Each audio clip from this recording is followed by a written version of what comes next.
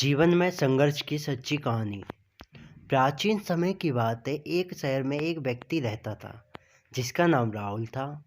वह अपनी पत्नी और दो लड़का और दो लड़की के साथ रहता था और वह किसी छोटे मोटे प्लांट में काम किया करता था। राहुल और उसकी पत्नी खुशी खुशी अपना जीवन व्यतीत कर रहे थे। समय का चक्र बीत रहा था और उनके लड़का लड़की बड़े होते जा रहे थे। जब उसकी बड़ी बेटी कक्षा 4 में पढ़ रही थी, तभी एक दिन स्कूल की छुट्टी के समय जब वह लड़की सीढ़ियों से नीचे उतर रही थी, तभी पीछे से किसी लड़की से धक्के लगाने पर वह सीढ़ी से नीचे गिर गई, जिसके कारण उसके पैर में चोट आ गई। जब लड़की घर पर लंगड़ती हुई आई तो उसके पिता ने पूछा, क्या हुआ? तभी लड़की ने उन्हें पूरी बात बताई। पिता ने सोचा कुछ मोटी चोट है और यह सोचकर उसने अपनी बेटी से कहा कि इसे गर्म पानी में सेक लो, ठीक हो जाएगा। कुछ दिन बीतने के बाद लड़की का पैर फूलने लगा और उसे चलने में दिक्कत होने लगी। तभी उसके पिता ने कुछ लोगों की बातें सुनकर किसी एक ओझा को ले आए, जबकि उसे कुछ नहीं आता था और वह पैर ठीक नहीं कर पाया। कुछ समय बीतने के बाद जब उसकी लड़की की हालत और ज़्यादा खराब होती जा रही थी, एक दिन जब उसके पिता अकेले में कहीं बैठे हुए थे तो मन ही मन में सोच रहे थे कि क्या करें। तभी सोचते सोचते उनके दिमाग में आया, क्यों ना डॉक्टर से दिखाया जाए। तभी दूसरे दिन वह अपनी लड़की को लेकर वहीं पास के अस्पताल में जाते हैं। डॉक्टर जब लड़की को देखता है तो लड़की के पिता से कहता है कि जल्द ही इसका ऑपरेशन करना होगा, क्योंकि इस लड़की के पैर में एक बहुत बड़ा घाव हो चुका है, जिसके कारण लड़की का पैर भी काटना पड़ सकता है। पिता डॉक्टर से पूछता है कि ऑपरेशन में कितना पैसा लगेंगे। तभी डॉक्टर कहता है कि 50,000 रुपये लगेंगे। पिता घबरा जाता है, लेकिन पैसे की तलाश में इधर से उधर जाने लगता है।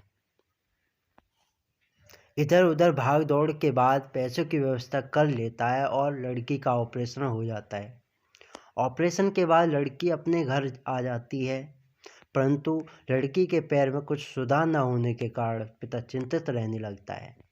इसी तरह 4 साल बीत जाता है तथा पैर में लाख लाख रुपए लगाने के बाद भी लड़की का पैर ठीक नहीं होता है, जिस कारण से पूरा परिवार दुखी रहने लगता है। कुछ समय बीतने के बाद लड़की का विवाह हो गया और लड़की के जीवन में खुशहाली आ गई।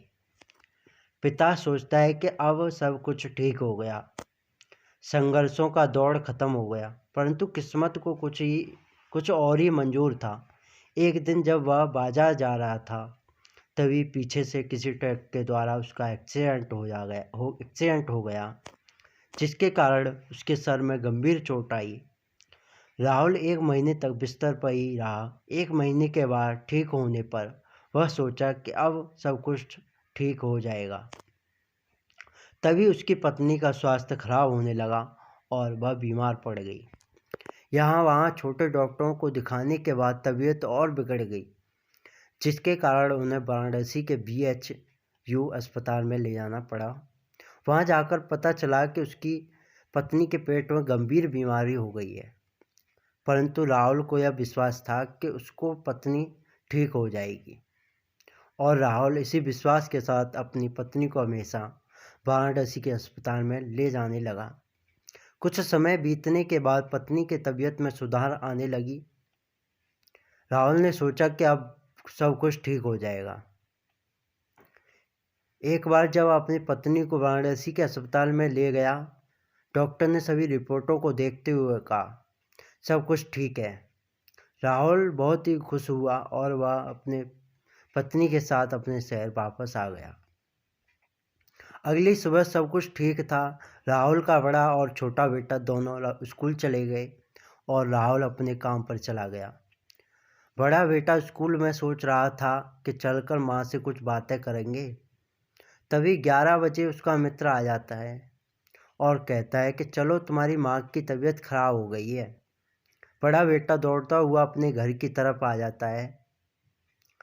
तब तक बहुत देर हो गई होती है। उसकी माँ की मृत्यु हो चुकी होती है।